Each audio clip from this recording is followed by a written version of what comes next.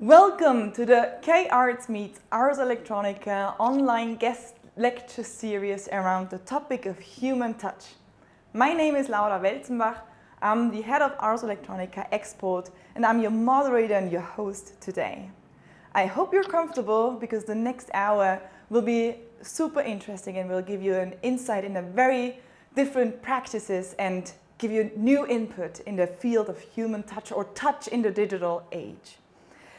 Ars Electronica, a platform, a research lab, a festival, who is focusing on working in the intersection of art, technology and society, collaborates with the National University of Arts in Korea already for 3 years now. In 2022, we have this very special series that is part of the overall course, that it has a total of 5 lectures and 3 of them are curated by Ars Electronica. The 3 experts that we invited are artist and researcher Spela Petric, Robin McNicholas, co-founder and director of Marshmallow Laser Feast, and our very, very special guest in this session, Helen Starr, activist, curator, and producer. I'm shortly gonna introduce her real quick before I give you a further input about this one upcoming hour. Helen Starr is an Afro-Caribbean cultural activist, curator, and producer, currently based in the UK, where she moved to from Trinidad a little or maybe a little longer while ago. She's fascinated by digital manufacturing, by VR, AR, game engines, the digital prototyping tools that allow us to think about different levels of our perception. Her work is focused on also making these technologies accessible to a wide audience through either connecting with museums or also with artists directly. Through that, the technology can expand and go really to the people. Beyond that, she has also her own art, educative and research practice. She gives workshops regularly for organizations but also individuals. The in-between the digital and the physical is always present in Helen's work and also in her research. Before we get more insight into her work, I would like to introduce Professor Cho, the director of the K-Arts Festival at the Ars Electronica Festival in September and vice president of K-Arts University. He will be in conversation with the experts after every presentation and has a few questions ready for them. Professor Cho, hello and welcome. How are you today? Good, how are you? Thank you, Laura and Helen. I really am very pleased to have you as guest for tonight, not tonight, you the morning, but yeah, for this wonderful lectures. So I'm as a media artist, I'm making some VR things and also teaching immersive performance in chaos. So I'm so thrilled to hear you about your insight about the immersion and the co-presence things, and also in terms of notion of presence and presence. Which is very potential element of metaverse and virtual world. So I looking for hearing what you've done and what you've been doing research in your research. So I let you start this lecture. Thank you. Thank you, Professor Cho. We are combining 3 time zones here. We are in Seoul with Professor Cho. We are in the UK with Helen, and ourselves, the studio here is in Linz in Austria. So this gives the explanation about the time difference. And now, with no further ado, Helen, the stage is yours. Thank you. So my name is Helen Starr. I'm a world building curator from the twin island of Republic of Trinidad and Tobago. I work mainly with artists who have protected characteristics in order to produce stories that rarely get told. I commission artworks using new media technologies such as virtual reality, augmented reality, and game engines. This talk is about making transparent some of the underlying structures about virtual realities and our presence and the co-presence of others in these worlds. Nowadays, we have artists inventing their own types of games and making their own rules and surrounding systems, which mean that new story worlds are emerging, which we can engage deeply with through immersion and interaction. Our origin myths and cosmogonies are the grounds by which we understand our external and internal realities. The Jamaican philosopher Sylvia Wynter states that our subjective sense of self and our subjective sense of we are intimately connected to the interrelational activities between or across the physiological and the storytelling. So the title of my presentation is Rendering Reality and the Poetics of Touch. This is really about making art in the fourth dimension, where we know that virtual beings, automated three-dimensional agents can serve as realistic embodiments for social interactions with human users. Current literature suggests that a user's response towards a virtual being depends on the extent to which the interaction elicits a sense of co-presence or the subjective sense of being together. This is something I wrote in 2018 for an exhibition I curated with Rebecca Allen. Ordinary physical reality meets three conditions.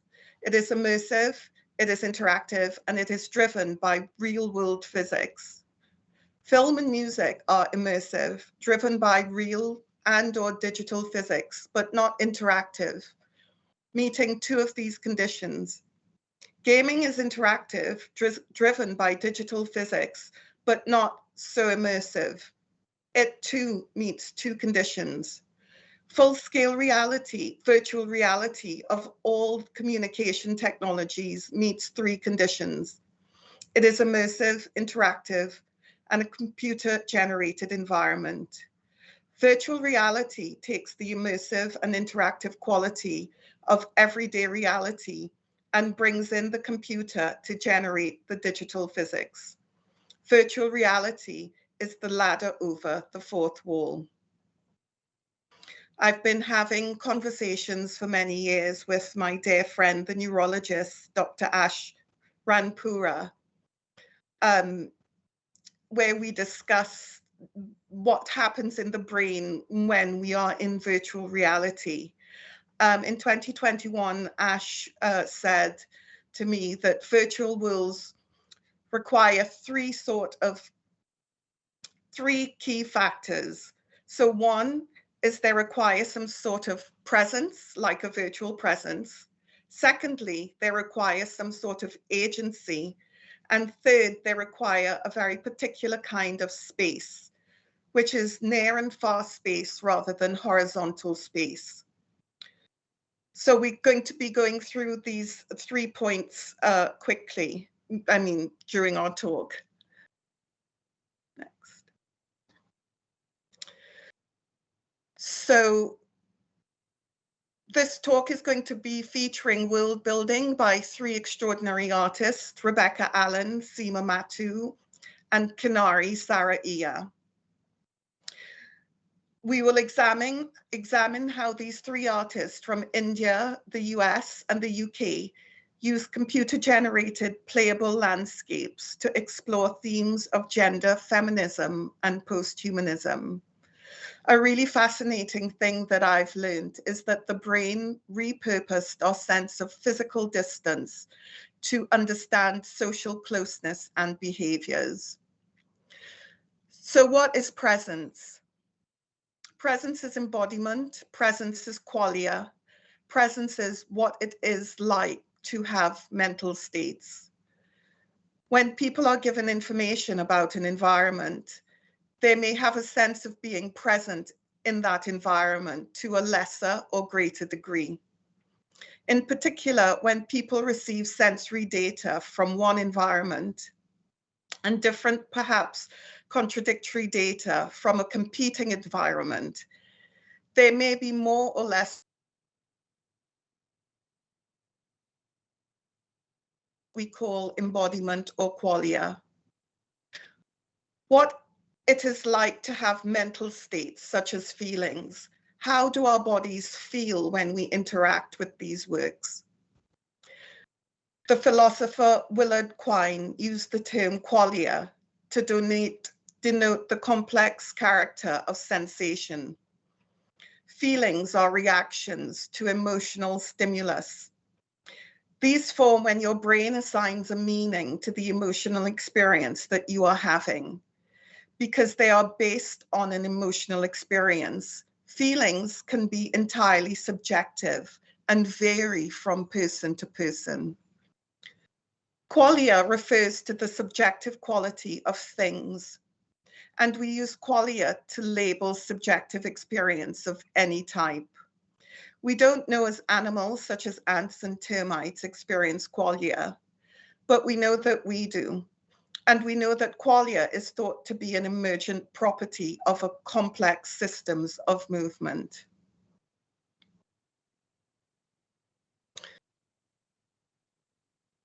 We're going to think a little bit here about what's known as our sixth sense, which we tend to not privilege so much.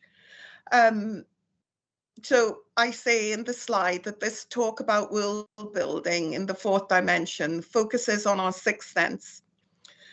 Somatosensation, from soma, which means body, plus sensation. Somatosensation, or I prefer thinking of it as body sense, is a mixed sensory category. This is a sense that helps humans recognize objects, discriminate textures, touch, generate sensory motor feedback, and exchange social cues. It gives us the ability to identify tactile characteristics of our surroundings, creating meanings about sensation, and formulate bodily actions related to the sensations. These various sensations contribute to the somatic aspects of the body scheme as a basis for interacting with our environments. So this often ignored sense is key to world-building environments. Movements, how our bodies move through space, is inextricably linked to touch, vibration, and pressure. And our brain repurposed the primitive circuitry that all animals use to judge distance in order to help us grasp abstract concepts, to behave socially, and to navigate our complex modern worlds. Our body sense, our sense of our place in the world, can be felt through skin thinking. Movement and the study of movement is a very important part of world-building artworks. These are journeying artworks which require a conceptual and physical movement from the viewer. Which path of a branching narrative do we choose? In VR, we turn our heads in response to a sound, or a slippery movement we catch in the corner of our eyes. Through moving interactions, these works exist to transfer meaning from artistic minds. The vast majority of what goes on in the brain is not qualia or feeling. In fact, most brain activity is involved in motoricity, in the motor movement, in how we move at its most simple. Do we move towards something or do we move away from something?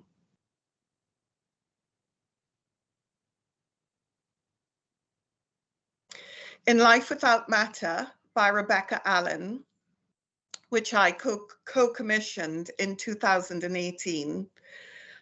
This was a virtual reality installation by pioneering artist Rebecca Allen. We emerge into a temple-like or ancient sacred space. In it, your hands appear instead of controllers, and they move in time with your real hands. A mirror appears, a disc, and in it you see a being. Your hands stroke controllers reach out to touch her as she reaches to touch you, and you feel a haptic response move through your body from your fingertips. Touch is real in this world. You move, she moves. You wave, she waves. And as you begin to dance in virtual space with her, her presence is felt. When we digitize ourselves as avatars, when our ephemeral minds inhabit our ephemeral bodies, our real bodies act as if we are physically present.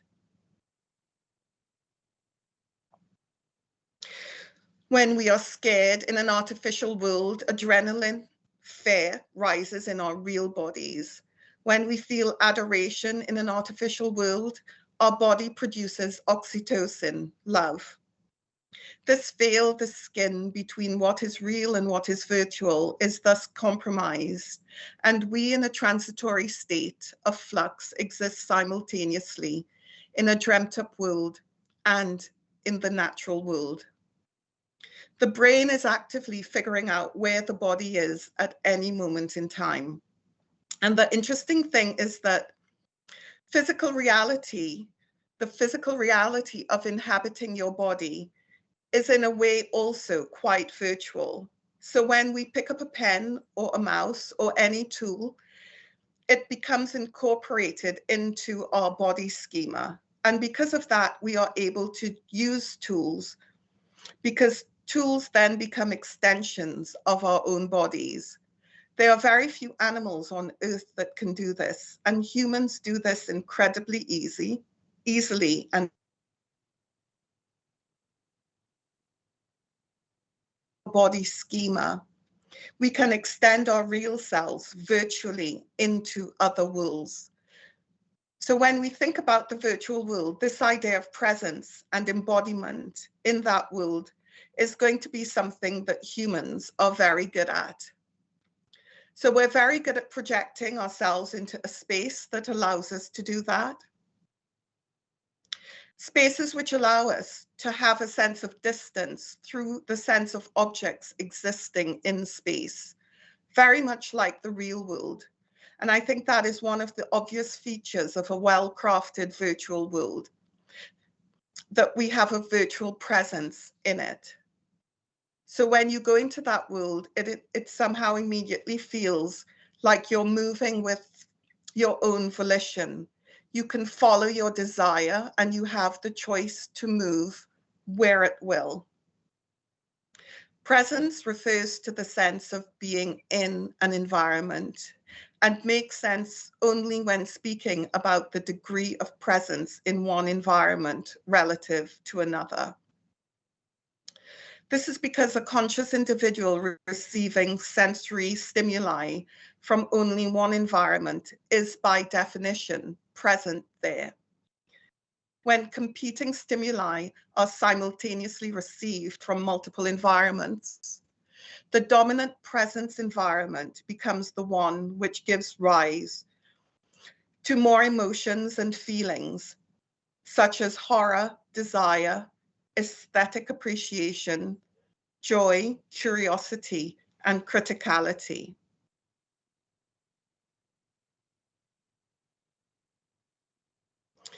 This is an artwork by Valmiki artist Seema Mattu called Happy World Traveler. It is a role-playing game. The fourth wall is the conceptual barrier between any fictional work and its viewers or readers.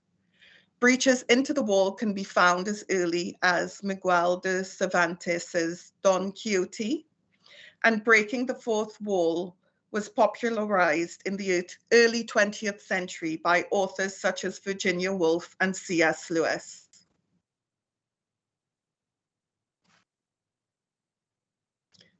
It occurs when a character in a fictional world engages directly with his or her or their audience, reader, viewer, or visitor. The breaking of the fourth wall is often used as a technique to increase or decrease immersive aspects of a cultural work. Increased immersion can trigger mass moral panics and emotional turbulence. Powerful examples of this include the Blair Witch Project and Team Salvato's multi-platform single-player visual novel, Doki Doki Literature Club, which was made in 2017, with flirty, responsive Lolita-like avatars who can be wooed by poetry. Doki Doki Literature Club's branching narratives and dark content has elicited warnings from watchdogs such as The Sun and the BBC.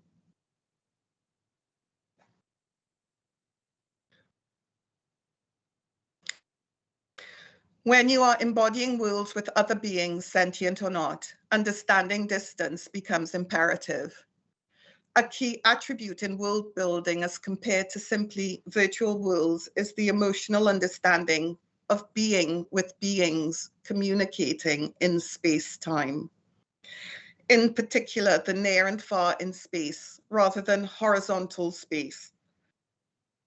When you think of your computer screen, you think of a virtual desktop with files as icons, which you can move around. So in a sense, this is a virtual world. You have files in a folder, you can grab them, you can move them from left to right. However, you do not feel a sense of presence in that virtual world. You very much feel that you are manipulating the computer, or you are manipulating objects on the computer.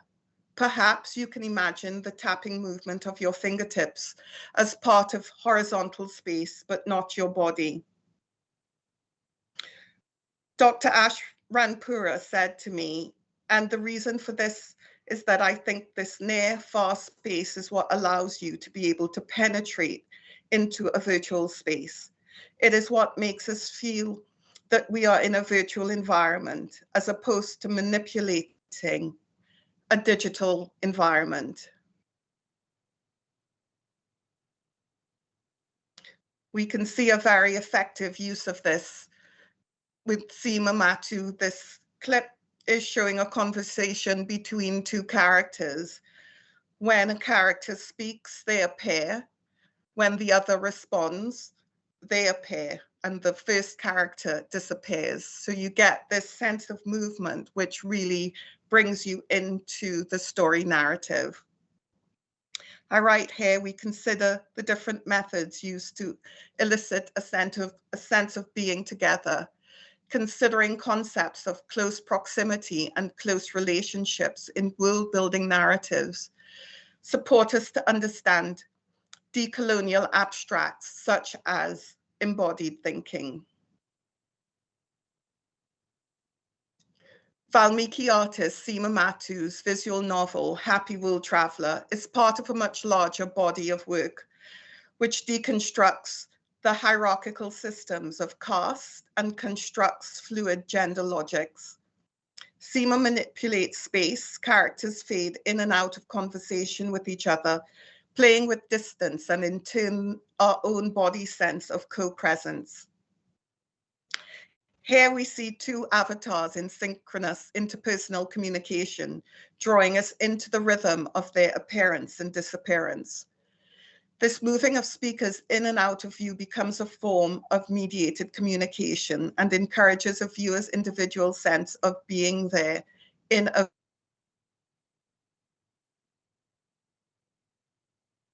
argues that entities are grasped in their being as presence. This means that they are understood with regard to a definite mode of time, the present.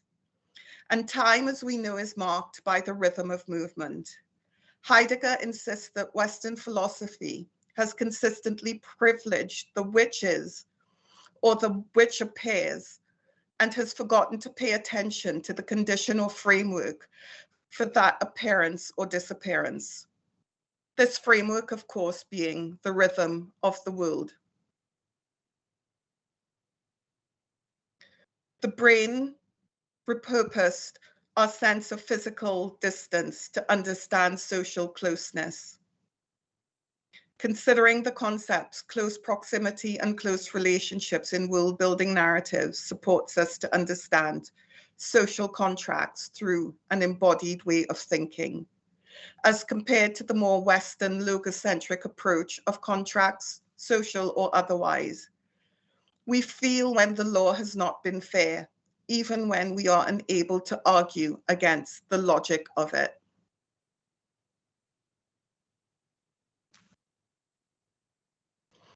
Continental Western thinkers have from antiquity regarded words and language as a fundamental expression of an external reality.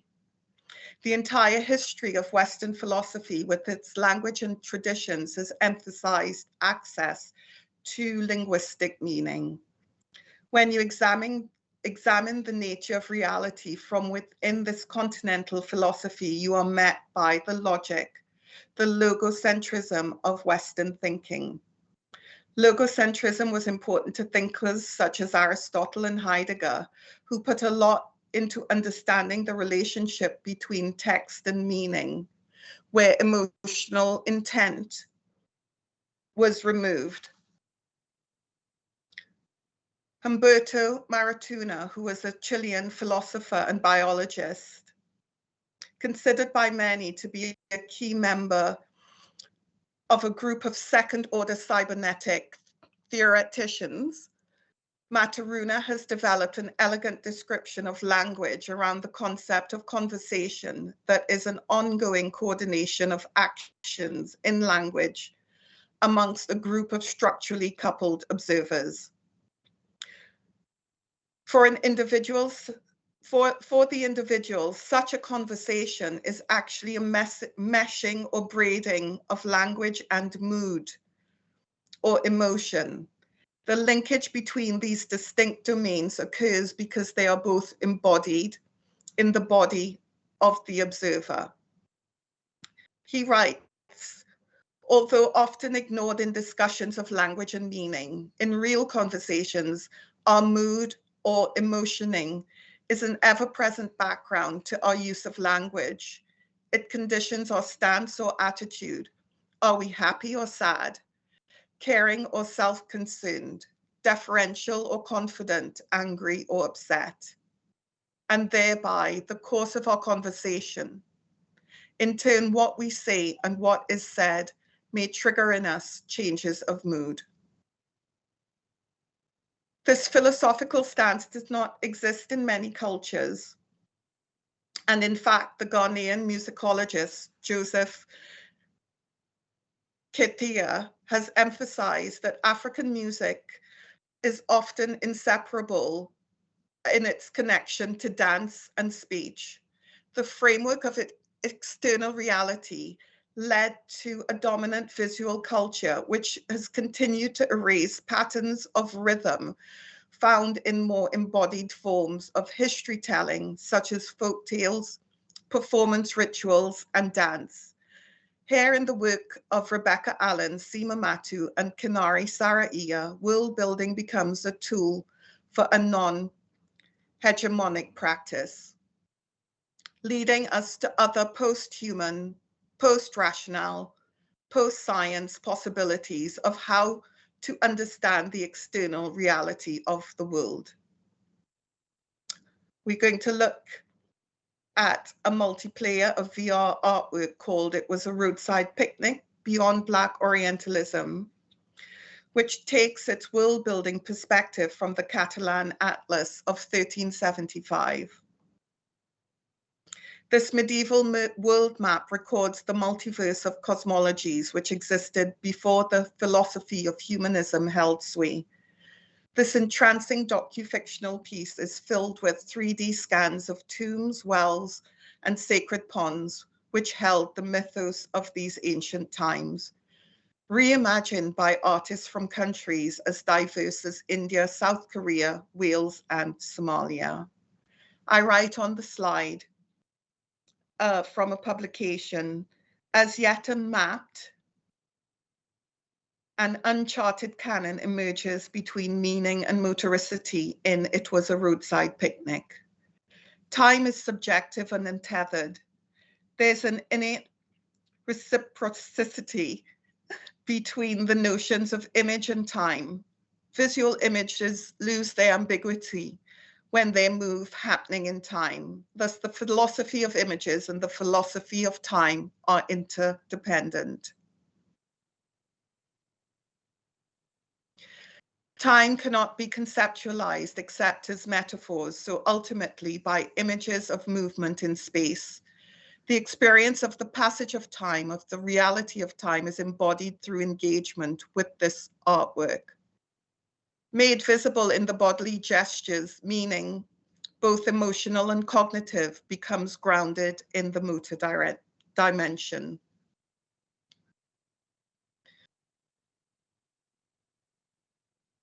So in Canari's part of the world, of this multi-world, we see she has many moving landscapes.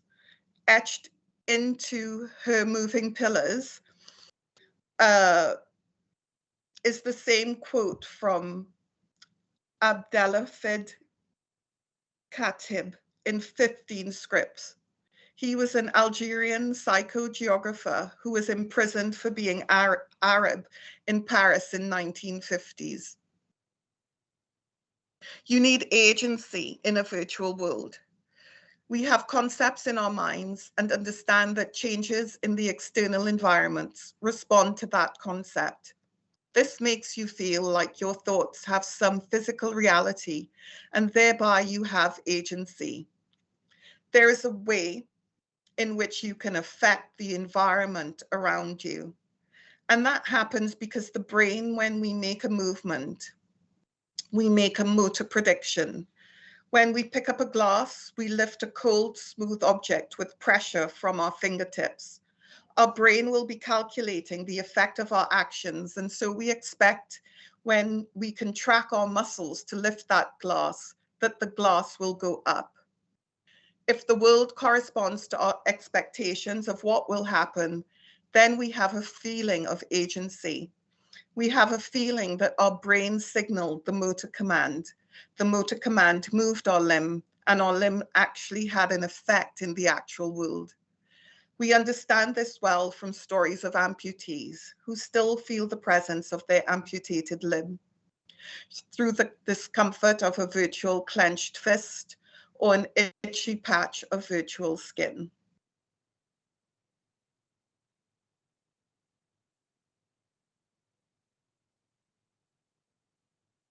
Now, this sense of agency, the way we inhabit our body, can be very fragile in the virtual world. This sense of agency in It Was a Roadside Picnic Beyond Black Orientalism works because of the various things that happen in the world as you journey through it. The world reacts very differently to the way an IRL world reacts to your navigation. So for example, when buildings or hills appear or disappear, this concept is attached to a rhythmic bell sound. So you can, with volition, move around this world following feelings of curiosity. And when you hear a bell sound, a signal, and a tree emerges, a hill emerges, you can play with this magical trigger, bringing a sense of agency into being.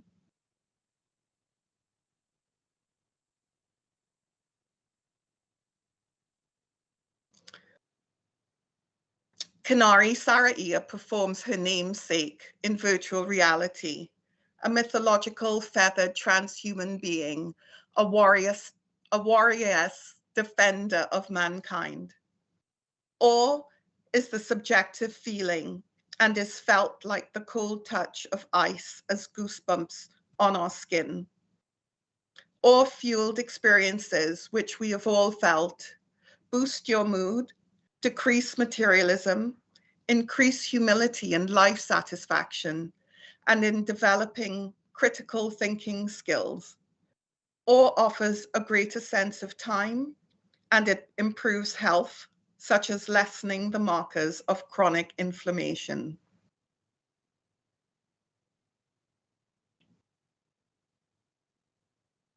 And in 2010, scientists Dasha Keltner and Jonathan Haidt published a paper defining a moral and aesthetic emotion, awe. They say we can reliably produce awe. You can get people to go out into a beautiful scene in nature or put them into a cathedral. Gazing up at a tall eucalyptus tree left others more likely to help someone who stumbled in front of them. With these technologies, we can breathe magic, or rather the feeling of magic and awe back into our worlds. What is awe? People tend to experience awe when they face something vast that transcends their known understanding. The feeling of awe can be triggered by beautiful, expansive scenery, art, music, people with virtuosity, mysterious rituals, and even wonderful ideas. All experiences are transcendent. They shift our attention away from ourselves, make us feel like we are part of something greater than ourselves, make us generous towards others. In the pre-colonial feminism of Kanari's work, she transforms into a mythological, feathered transhuman being, a warrior-esque defender of humanity. In the virtual space, you feel the co-presence of a being beloved in Buddhism and Hinduism, who performs the unwritten and unthinkable through a dance form, Kathak. Kathak derives from the Vedic Sanskrit word katha, meaning story, and the one who performs it is called Kathaka, meaning storyteller. Kathak was passed down from one generation to another in the traditional ways of history telling, through voice and movement. Kanari speaks her feminist ancestral history through a dance form, ridiculed into decline under the British era. With an ancestral embodied choreography, speaking through Kathak bridges the gap between her female ancestors and her very self. With the sounds of the gungru bells speaking through the rhythm of her feet and the movements of her body, she translates silence through complex and precise hand movements. Through the recovery and binding of ancient and new tools and technologies, this virtual world constructs a portal, a time capsule that helps define, find, create, escape, and return home. I'd like to end my presentation with a wonderful quote from my dear friend and colleague, Amrita Dalu, who reminds us that the writer Gloria Anzaldúa urges us never to forget that imagination offers resolutions out of conflict by dreaming alternative ways of imagining, feeling, thinking. And Hamid's exploration of world building carries the same message. Woven into their construction are recollections of place, intimacy, and history, spaces where we can reconnect with our ancestors and remember that we are always anchored in a meaningful legacy to build otherwise. Thank you. Thank you so much, Helen. Thank you, Helen.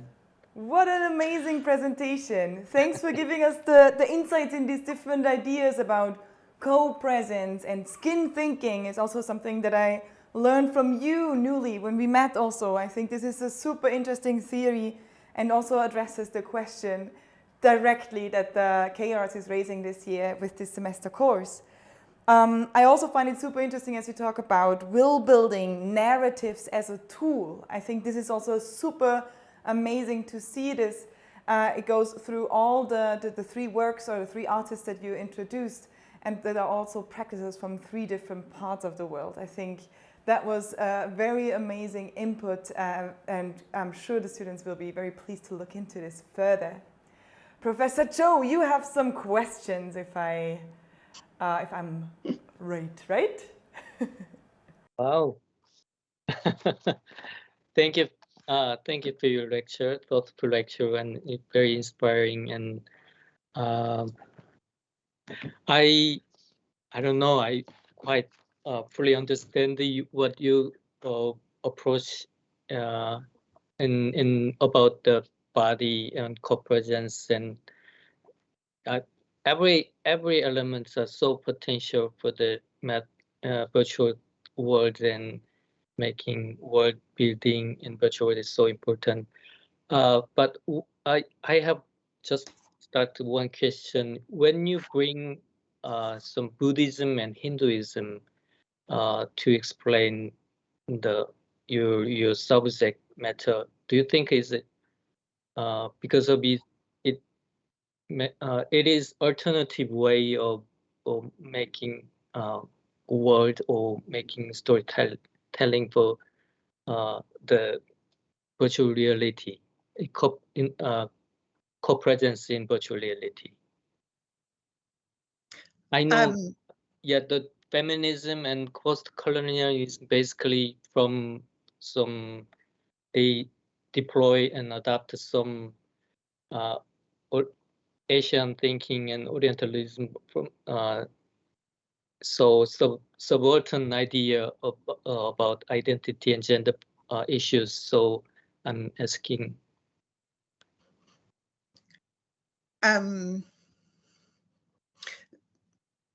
I think what I am trying to really support is, or really trying to break, is this notion that we can only understand the world through logic, and through the logic of words. But there are other ways of embodying meaning which we can feel, but maybe we can't articulate through language. So world building by other artists from different cultures allows us to visit an experience of that culture without trying to understand it with our logic. That we don't always have to understand things with a very linear, rational logic, that's only one way of understanding how the world is, whilst not dismissing the truth of science and technology. Okay. I don't know if that answered your question about Buddhism or Hinduism. The artist Kanari is very interested in this mythological creature who exists across many Asian cultures, not just her own,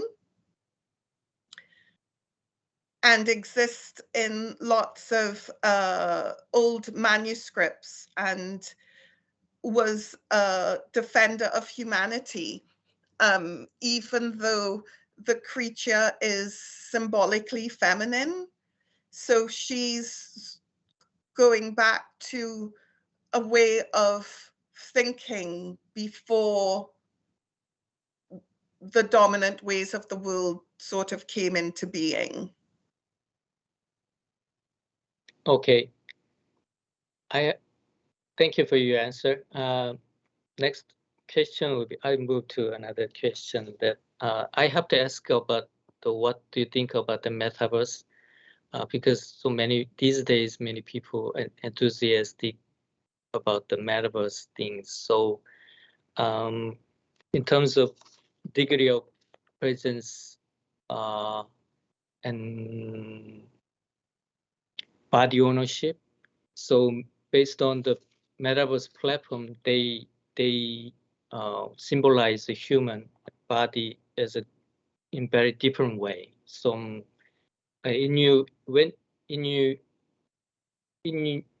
the work you introduced today is a very present, very realistic physical presence in that virtual reality. But in another platform, maybe another game, they present the people and some creatures very cartoon style work and very symbolic, very simple shape of it. So how do you think it when you say the co-present or present being present is how it related to that So I think of the metaverse in terms of who is controlling the platform. And I really am a scholar of the philosopher Sylvia Wynter, who says, in order for us to change the world, we need to tell different stories. So if the people who own the platform, the metaverse, are controlling the metaverse, we are never going to be able to escape from a certain type of world building unless we support artists from different perspectives to be able to build their own stories within that world. So I think having artists from different cultures showing different perspectives flooding into the metaverse becomes a non-violent way of deconstructing this future where we may be dominated by the same narrative of capitalism, colonialism, individualism. You know, that if we want to move away from humanism and the focus on the individual, then we need to, I guess, create artist warriors in a way. Mm-hmm. And put them in there.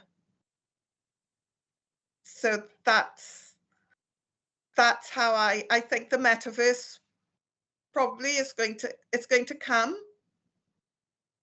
and we can't stop it, but we can have our voice in it.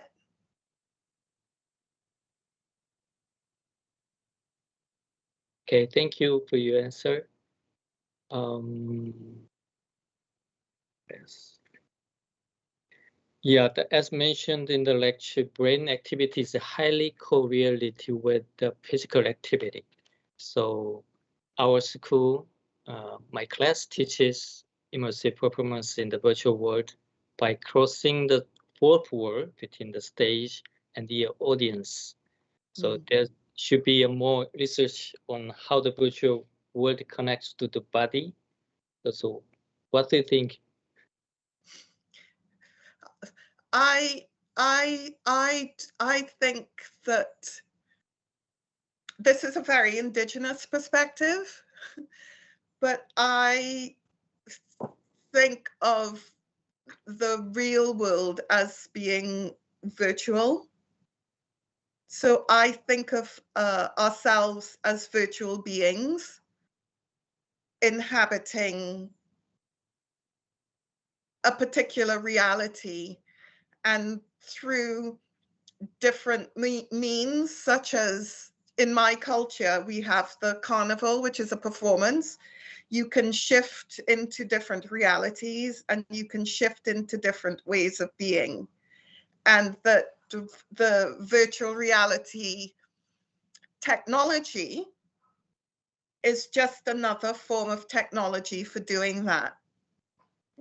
But that we have the same technology in our culture, it just manifests through dance and performance.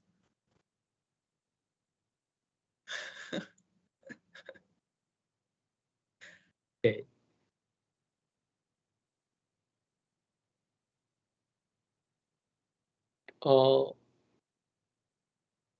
Yeah, I have some projects related to some psychiatric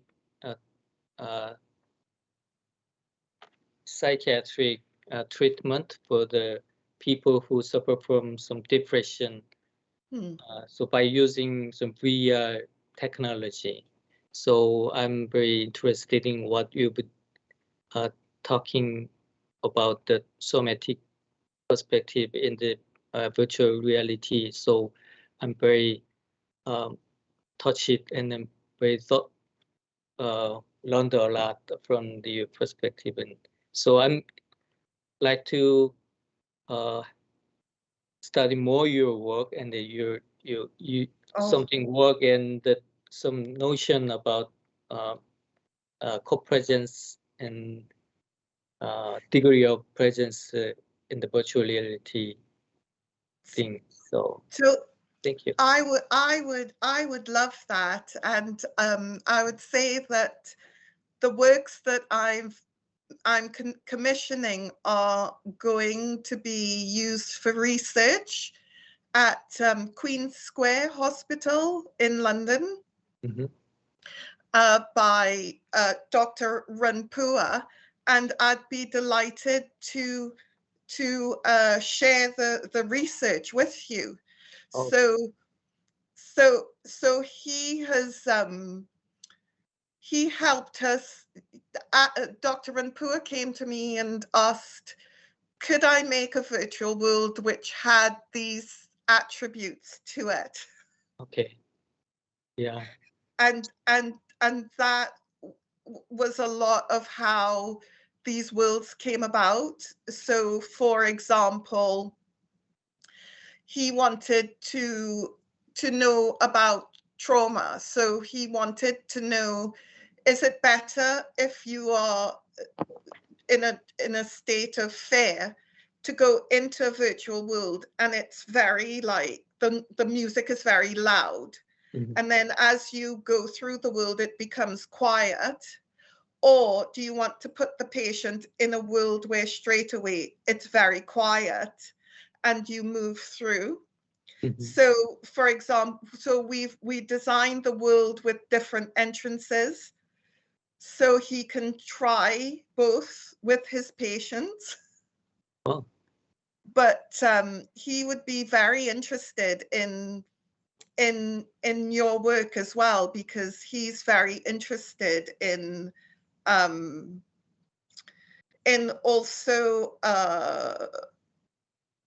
also bringing things into care, such as sitting with a patient and having a cup of tea.